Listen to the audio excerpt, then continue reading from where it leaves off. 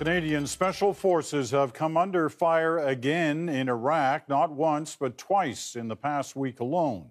Direct firefights with ISIS militants, once more battling at the front lines. And tonight, CBC News has learned that Canadian soldiers have been in deadly ground combat with ISIS, while no other coalition members have. The question is, why only Canada? CBC's Catherine Cullen has the details for us. Catherine. Peter, the coalition fighting ISIS is made up of more than 60 countries, but coalition officials say only one country, Canada, has been involved in firefights. Canadians are on the ground working with these guys, Iraqi forces. Canada's role, the government says, is to advise and assist. There will, however, be no ground combat mission, which is explicitly ruled out in the resolution. The question is whether what's happening now fits that definition. 3 times in the last 2 weeks, Canadians were near the front lines when they were shot at. They were able to return fire, effectively neutralizing the threat, and again, they were acting in self-defense. Officials say it's part of the job description in a mission that's evolving.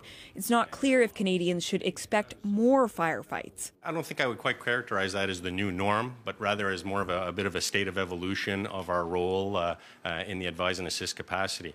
Evolution, he says, means going from teaching Iraqi forces how to stand their ground to now helping them with battlefield tactics.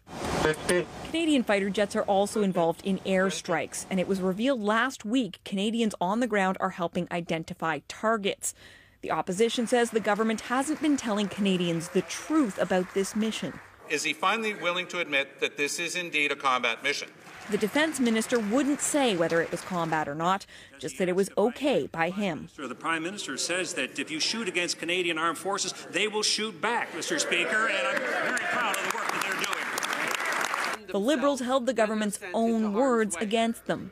The government said our ground forces would advise and assist, but not accompany Iraqi troops. I'm not sure how you could train troops without accompanying them, Mr. Speaker. Problem is, that directly contradicts how the Prime Minister described the role months ago. It's to advise and to assist. It is not to accompany.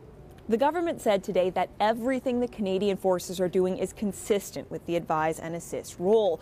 We wanted to know why Canada was the only one involved in firefights. Is Canada doing something more dangerous than other countries? The Defense Minister's office said it was up to the coalition to talk about what other countries were doing, and the coalition said it didn't have an explanation. Peter? All right, Catherine, thank you.